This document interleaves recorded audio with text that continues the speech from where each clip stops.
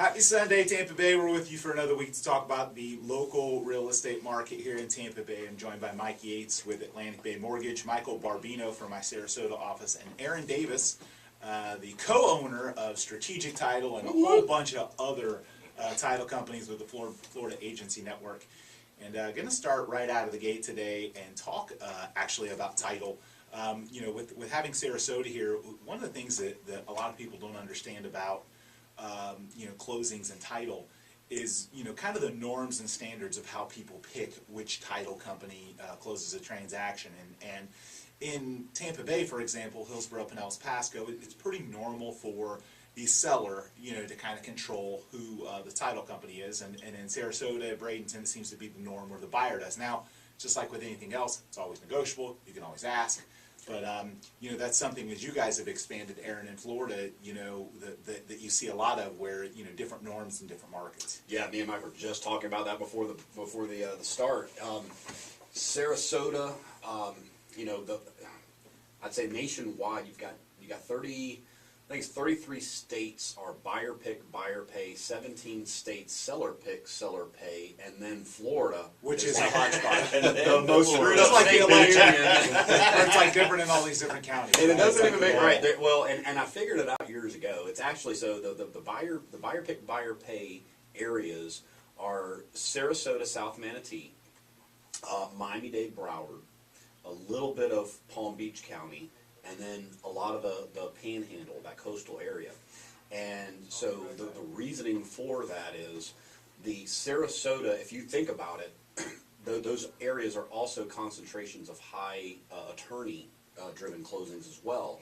And so what happened was years ago, there was two guys who built these railroads named Henry Flagler and Henry Plant. And it just so happened Henry Flagler ended up building, down in that South Florida market, and that's where a lot of those people from New York traveled and then ended up staying. There was secondary residence and they ended up inheriting down there. So those customs and norms traveled with them as well. And Sarasota also with Henry Plant's line.